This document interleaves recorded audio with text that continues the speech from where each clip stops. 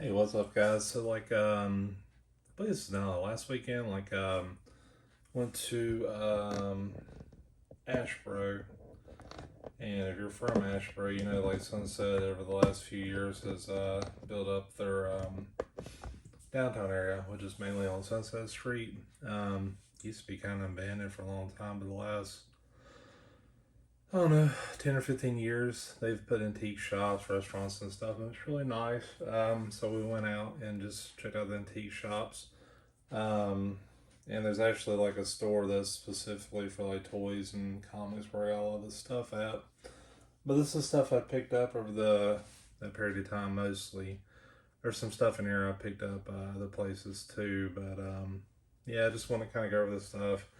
Not really toys, just kind of been having a urge to get some comics lately, so found some good stuff.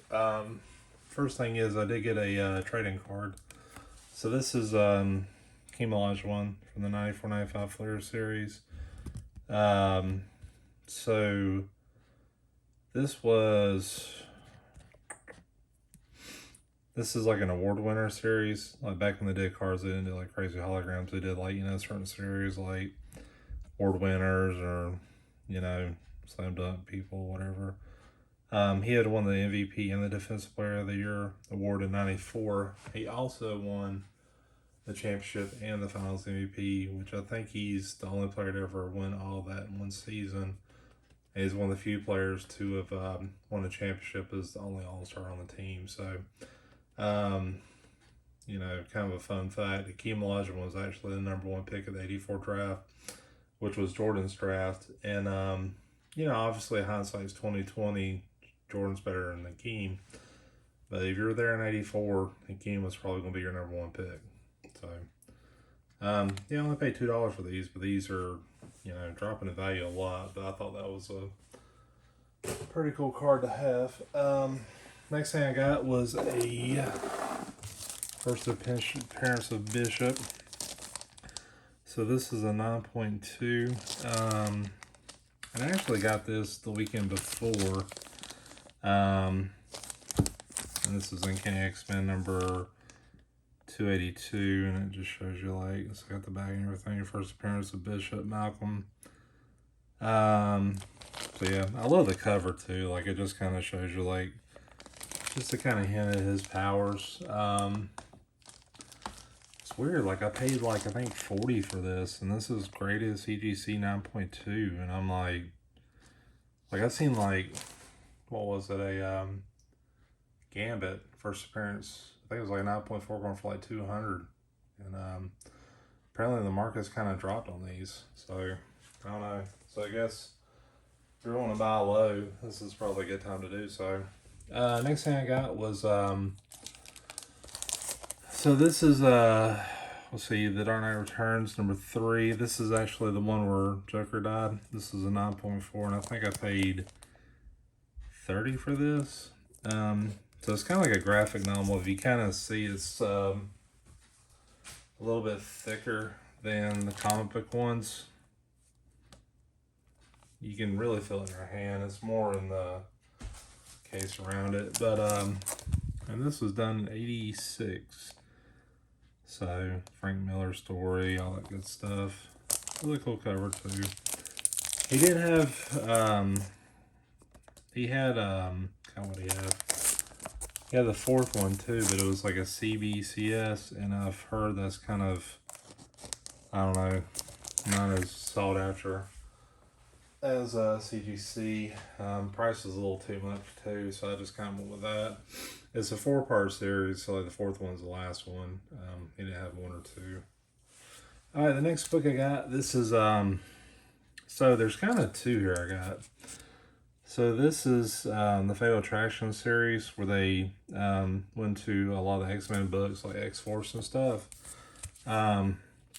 So this is a story where Wolverine had gotten his animanium ripped out by Magneto, which I thought was really cool. I think it actually happens in this one here, X-Men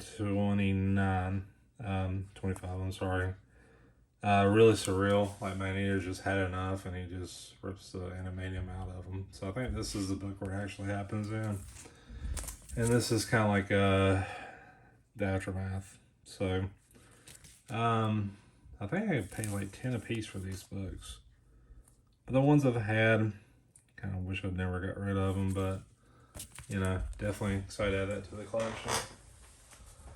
Next book is First Appearance. So this is kind of a newer book. So this is Hulk #1. This is actually the first appearance of Red Hulk. The cover's awesome too. I haven't opened it or anything. I'm not sure what year this is, but I think this is like back in the 2000s.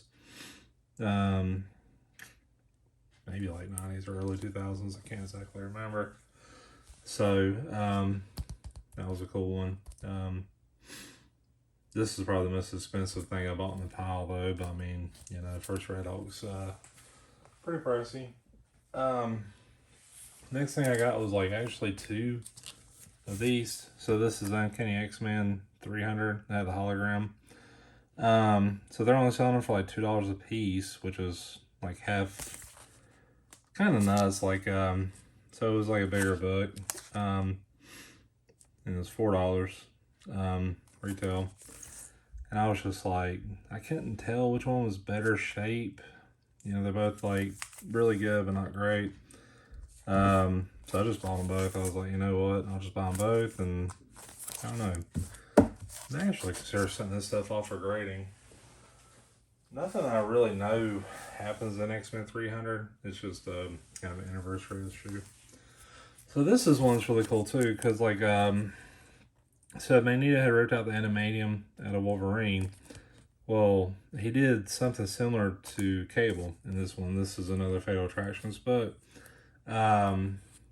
he had ripped out like his. So he's got this technical organic virus in like his left side of his body, and he had like mangled it basically, and it's really cool. Like, it's just, I remember at the end of the issue, like he just pops out and there's, you know, Magneto, and you know, if you're part metal, you're done. You know, that's just it with Magneto. But that's a really cool one too. Next book I got was actually just kind of for the cover. Killer Croc #1. This is from the New 52. And it has kind of like this kind of changing cover. It was actually $3 and the cover's $4. So, yeah, got cheaper from the newsstand. So, I'm not sure. Oh, 2013. So this book's almost 10 years old. So, yeah, I thought that was a really neat book too. All right, and then make sure I got these in order. So yeah, last things I got was actually the Infinity War books. So what kind of threw me off? The whole set was like $30, so there's 6 books. The thing that threw me off was like I was looking at it and the covers had like this bend in it, and I remember I had some of these when I was a kid, and basically it's a cover that kind of pulls out like a poster kind of. So, so yeah, if you know, just watch the MCU, Infinity War, it was a way bigger deal, and Warlock was kind of like a big centerpiece of that too. So that's why he's kind of there. You know, a lot of the X-Men there too. It was basically everybody in the Marvel Universe at the time. And Galactus as well, so that's number 3. And next one was this one. And Magus. So Magus was a big deal too, or Magus. I don't know how to pronounce it, but he didn't show up in the MCU either. I think that's Doom and Kang the Conqueror right there. And Magus again. Magus. I don't know. But yeah, I thought that was cool. Good little run to have of those.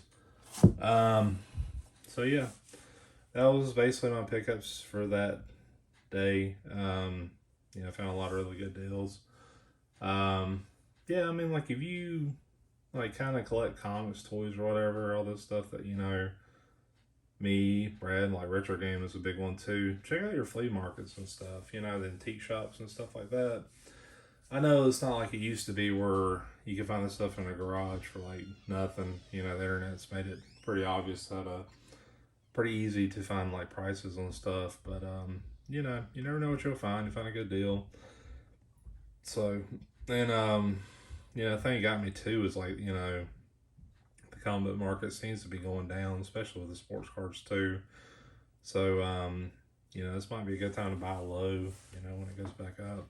You know, it's like stocks, but it's not like the prices change every second, technically. But, anyways, just wanted to share that with y'all, and thanks for watching.